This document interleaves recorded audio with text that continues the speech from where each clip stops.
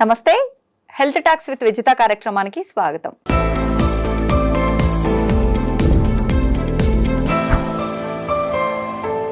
ప్రస్తుతం మనతో పాటు ఉన్నారు gastro hepatologist doctor Kavya Dendukuri. ఇప్పుడు వారితో మాట్లాడి మరిన్ని విషయాలు తెలుసుకుందాం. Hi ma'am. నమస్కారం అండి. అయితే వింటర్ సీజన్ మనకు ఆల్రెడీ స్టార్ట్ అయిపోయింది. ముఖ్యంగా వింటర్ సీజన్లో చాలా రకాల జబ్బుల బారిన పడుతూ ఉంటాము. అందులోంచి ప్రత్యేకంగా తీసుకుంటే హార్ట్ అటాక్స్. ఎక్కువగా చలికాలంలో హార్ట్ అటాక్స్ వస్తుంటాయని అంటుంటారు. ఇది నిజమేనా, ఒక అపోహన? అంటే స్టడీస్ ప్రకారం ఇది నిజమేనండి. అంటే చాలా స్టడీస్ ఏం చేస్తాయి అంటే, ఫస్ట్ మన బాడీ అంటూ ఒక టెంపరేచర్ మెయింటైన్ అవ్వాలన్నమాట. సో బయట నుంచి కోల్డ్ అనేది, చలి అనేది చాలా ఎక్కువ ఉన్నప్పుడు మన బాడీ, ఇప్పుడు మన స్కిన్కి కానివ్వండి, మన ఫింగర్స్కి కానివ్వండి, టోస్ కానివ్వండి, బ్లడ్ వెజల్స్ ఏదైతే రక్త వెజల్స్ ఉంటాయో అవి కన్స్ట్రిక్ట్ అవుతాయి, అంటే దగ్గరకు వస్తాయి అన్నమాట. ఎందుకు? మన బాడీ టెంపరేచర్ని సరిగ్గా మెయింటైన్ చేయడానికి, హీట్ లాస్ అవ్వకుండా, మన బాడీలోంచి హీట్ అనేది బయటికి వెళ్లకుండా, ప్లస్ మనకి హీట్ ఇవ్వడానికి, హీట్ మెయింటైన్ చేయడానికి. సో ఇలా బ్లడ్ వెసల్స్ అనేవి కన్స్ట్రిక్ట్ అయ్యాయి అనుకోండి. సో ఇప్పుడు ఇంత సైజ్ ఉంది ఒక బ్లడ్ వెసల్ది, ఇందులోంచి బ్లడ్ వెళ్తోంది, కానీ బయట కోల్డ్ ఉంది కాబట్టి ఈ బ్లడ్ వెసల్స్ హీట్ బయటకు వెళ్లకుండా ఉండడానికి, ప్లస్ మన బాడీకి టెంపరేచర్ మెయింటైన్ అవ్వడానికి కన్స్ట్రిక్ట్ అవుతున్నాయి, అంటే దగ్గరకు వస్తున్నాయి. అంటే బ్లడ్ ఒక స్పీడ్లో పాస్ అయ్యేది ఇప్పటి వరకు, కానీ అది ఏమవుతుంది ఇప్పుడు, ఇంకా ఆ ప్రెషర్ అనేది బ్లడ్ వెజిల్లో ఎక్కువ అయిపోతుంది అనమాట. ఈ బ్లడ్ వెజిల్లో ప్రెషర్ ఎక్కువైపోతే దాన్ని ఏమంటాం మనం? బీపీ, హైపర్ టెన్షన్ అని అంటాం. సో హైపర్ టెన్షన్ అనేది వచ్చే అవకాశం ఎక్కువ. అది first thing. Second thing, generally normal individuals అనుకోండి, అంటే ముందు హార్ట్ ప్రాబ్లం అనేది లేని వాళ్ళు అనుకోండి, ఇలాంటి వాటికి అంటే హోమియోస్టాసిస్ మెయింటైన్ చేయడం, బయట ఉన్న టెంపరేచర్కి బాడీలో ఉన్న టెంపరేచర్ని మామూలుగా బాడీ కొంచెం ఈజీగానే మెయింటైన్ చేసేస్తుంది. అందుకే మనం చేసుకోవాల్సింది ఏంటి, బాడీలోంచి హీట్ లాస్ అవ్వకుండా మనని మనం కరెక్ట్ కవర్ చేసుకొని, ఎస్పెషలీ ఎంట్రీ పాయింట్స్లో సోల్స్కి కానివ్వండి, టోస్కి కానివ్వండి, హ్యాండ్స్కి కానివ్వండి, గ్లవ్స్, సాక్స్, ఇయర్స్, ఇవన్నీ మనం కొంచెం హీట్ లాస్ అవ్వకుండా బాడీ టెంపరేచర్ మెయింటైన్ చేయడానికి చూస్తాం. ఇది normal individuals. Health problem heart problem లేని వాళ్ళు అనుకోండి ఓకే, కానీ హార్ట్ ప్రాబ్లం ఉన్న వాళ్ళకి ఇలాగే కొంచెం అయ్యింది అనుకోండి, బ్లడ్ వెసల్స్ కన్స్ట్రిక్ట్ అయ్యాయి, బీపీ అనేది పెరిగింది అనుకోండి, వీళ్ళకి యాంజైనా అంటే heart problem, chest pain, heart attack వచ్చే అవకాశం ఎక్కువ.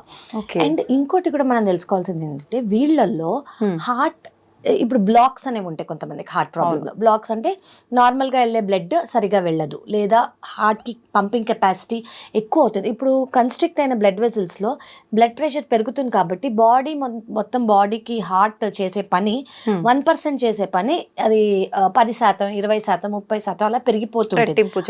సో హార్ట్కి బర్డెన్ ఎక్కువ అవుతుంది, హార్ట్కి ఎక్సర్సైజ్ ఎక్కువ అవుతుంది. సో ఎస్పెషలీ నార్మల్గా కోల్డ్ ఉన్నప్పుడే హార్ట్కి అనేది బర్డెన్ ఎక్కువ అయినప్పుడు, ఇమాజిన్ ఆల్రెడీ ఉన్న హార్ట్ ప్రాబ్లం వాళ్ళకి ఇంకా హార్ట్ మీద బర్డెన్ ఎక్కువ. సో హార్ట్ మీద బర్డెన్ ఎక్కువ అయినప్పుడు ఇలాంటి హార్ట్ ప్రాబ్లమ్స్ అనేవి వచ్చే అవకాశం చాలా ఎక్కువ ఉంది. సో మనం ఏం చేసుకోవాలంటే, ఇంకోటి మనం తెలుసుకోవాల్సింది ఏంటంటే, టెంపరేచర్ అనేది 35 degrees కన్నా తక్కువ అయిపోయింది, అంటే 95 degrees Fahrenheit కన్నా తక్కువ అయిపోయింది అనుకోండి, మనం అసలు బయటికి వెళ్ళేటప్పుడు చాలా మనమే జాగ్రత్తగా ఫుల్ లేయర్డ్ క్లోత్స్తో మంచిగా కప్పుకొని లేదా కవర్ చేసుకొని వెళ్తూ ఉండాలి.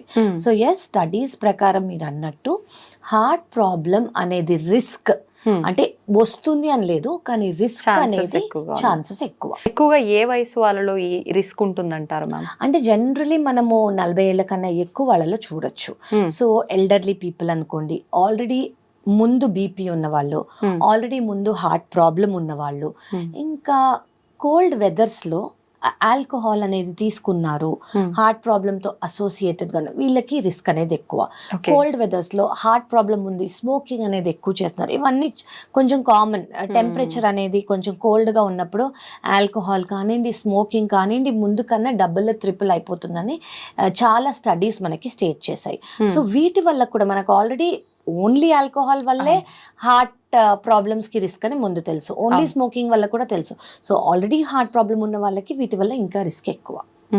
అంటే ఈ ప్రత్యేకించి చలికాలంలో ఆల్రెడీ హార్ట్ ప్రాబ్లం ఉన్న వాళ్ళు రిస్క్ ఎక్కువగా ఉంటుంది కాబట్టి జాగ్రత్త తీసుకోవాలి అని అంటే మీరు చెప్పినట్టుగా వాళ్ళ మెడికేషన్ కరెక్ట్ గా తీసుకుంటూ మీరు ఇప్పుడు ఫుల్ కవరేజ్ క్లోత్స్ Correct. వేసుకుంటూ ఉంటే Correct. సరిపోతుందా, ఇంకా ప్రత్యేకించి ఏమైనా జాగ్రత్తలు ఉంటాయా? ఇంకోటి కూడా ఏం తెలుసుకోవాలంటే మనం బయటకు వెళ్ళేటప్పుడు నేను చెప్పినట్టు లేయర్డ్ గా ఉండాలి. అండ్ కొంతమంది ఎలా చేయాలంటే అవుట్ సైడ్ యాక్టివిటీస్ కొంచెం తగ్గించుకోవచ్చు. అంటే బయట చలికాలంలో ఎస్పెషలీ మన ఇండియాలో సదర్న్ పార్ట్ లో మనం అంత చూడం చలి, అంటే నార్దర్న్ పార్ట్ తో కంపేర్ చేస్తే వెస్టర్న్ వరల్డ్ తో కంపేర్ చేస్తే మనకి ఉంటుంది చలి, కానీ వాళ్ళతో కంపేర్ చేసేంత ఉండదు. సో మీరు బయటికి వెళ్ళినప్పుడు యాక్టివిటీస్ అనేది చేస్తున్నప్పుడు అవుట్డోర్ యాక్టివిటీస్ కొంచెం తగ్గించుకోవచ్చు. హార్ట్ ప్రాబ్లం ఉంది అనుకుంటే అవుట్డోర్ యాక్టివిటీస్, ఎక్కడైతే కోల్డ్ ఎక్స్పోజర్ అనేది ఎక్కువ ఉంటుందో అంటే బాడీకి కోల్డ్ అనేది తగిలే యాక్టివిటీస్ ఏమన్నా ఉన్నాయి అనుకోండి, అవుట్డోర్ స్పోర్ట్స్ కానివ్వండి, అవుట్డోర్ యాక్టివిటీస్ కానివ్వండి, ఇవి కొంచెం తగ్గించుకొని రెగ్యులర్గా మెడికేషన్స్ తీసుకుంటూ ప్లస్ బీపీ అనేది రెగ్యులర్గా చెక్ చేసుకుంటూ ఉంటే it will be more ideal. Okay, అంటే ఇప్పుడు మీరు చెప్పిన ఈ జాగ్రత్తలు ఒక్కటి తీసుకుంటే రాకుండా ఉండే అవకాశం ఉంటుందా? చాలా మంది ఆహారం, మనం తీసుకునే ఆహారాన్ని బట్టి కూడా హార్ట్ అటాక్స్ వస్తుంటాయి అంటారు. ప్రత్యేకించి ఆహారంలో కూడా నియమాలు ఏమైనా తీసుకోవాలంటారా? 100% అండి. ఇప్పుడు ఫర్ ఎగ్జాంపుల్ షుగర్ వల్ల వాళ్ళకి హార్ట్ అటాక్ వచ్చింది అనుకోండి, షుగర్ డైట్ అనేది కంట్రోల్డ్ గా, గ్లైసీమిక్ డైట్ అంటే షుగర్ రెస్ట్రిక్టెడ్ డైట్ అనేది కరెక్ట్ గా ఫాలో అవ్వాలి. ప్లస్ బ్లడ్ ప్రెషర్ అనేది ఎక్కువ అయ్యే అవకాశం ఉంది కాబట్టి సాల్ట్, ఉప్పు ఇంటేక్ అనేది చూసుకోవాలి. పికిల్స్ చూసుకుంటాం. పికిల్స్ అంటే ఊరగాయల్లో నిల్వ కోసం ఎక్కువ ఉప్పు వేస్తారు. సో ఈ నిల్వ ఉన్న పదార్థాలు ఏమన్నా, అది బాటిల్డ్ కానీ, మన ఇంట్లో చేసుకున్న ఊరగాయలు కానివ్వండి, లేదా మనకి సూపర్ మార్కెట్స్ లో బయట దొరికే ప్యాకేజ్ ఫుడ్స్ కానివ్వండి, ప్రాసెస్డ్ ఫుడ్స్ కానివ్వండి, ఎందులో అయితే ఫ్యాట్స్ ఎక్కువ ఉంటాయో, ట్రాన్స్ ఫ్యాట్స్ ఎక్కువ ఉంటాయో, ప్రిజర్వ్ చేయడానికి వాళ్ళు ఉప్పు కంటెంట్, సాల్ట్ కంటెంట్ ఎక్కువ పెట్టేస్తూ ఉంటారు.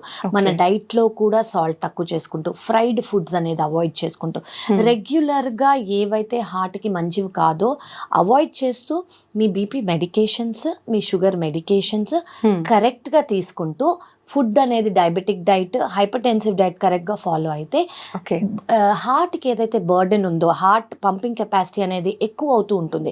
దానికి ఆ బర్డెన్ మనం తగ్గించి ఈ హార్ట్ అటాక్ రిస్క్ డైట్ వల్ల కూడా మెయింటైన్ చేసుకోవచ్చు. సో కొంచెం హెల్దీ డైట్ అంటే మనం ఏం తీసుకోవచ్చు అంటే కొంచెం ఫ్రూట్స్. ఒకవేళ డయాబెటీస్ అనుకోండి, చాలా ఫ్రూట్స్ వాళ్ళు అవాయిడ్ చేయాల్సి వస్తుంది. ఏ ఫ్రూట్స్ అయితే వాళ్ళకి అవాయిడ్ చేయకుండా పపాయ తీసుకోవచ్చు. అలాగా షుగర్ ఉన్న వాళ్ళంటే షుగర్ డైట్ తీసుకుంటూ, బీపీ వాళ్ళకు కూడా ఉప్పు తక్కువ చేసుకుంటూ, sleep is very very important. చాలా మటుకు స్లీప్ గురించి అసలు ఎవరు మాట్లాడరు. Sleep is a major stress. అంటే స్లీప్ అంటూ తక్కువ ఉంది, సరిగ్గా పడుకోలేదు అంటే స్ట్రెస్ వల్ల వచ్చే హార్ట్ ప్రాబ్లమ్స్ చాలా ఎక్కువ.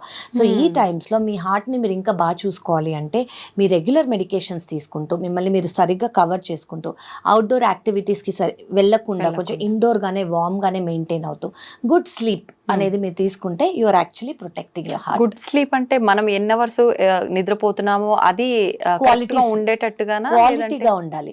అంటే ఓన్లీ బెడ్ మీద ఉండటం కాదండి, పడుకున్నప్పుడు డీప్ స్లీప్ గా, అంటే మీ బాడీకి అనేది రెస్ట్ ఇస్తూ, బాడీ ఫంక్షన్ కానివ్వండి, డైజెషన్ కానివ్వండి అవ్వకుండా, ఆ టైంలో బాడీ అనేది ఏది యాక్ట్ చేయకుండా స్లీప్లోకి వెళ్ళి స్ట్రెస్ అనేది you should not take it your bed.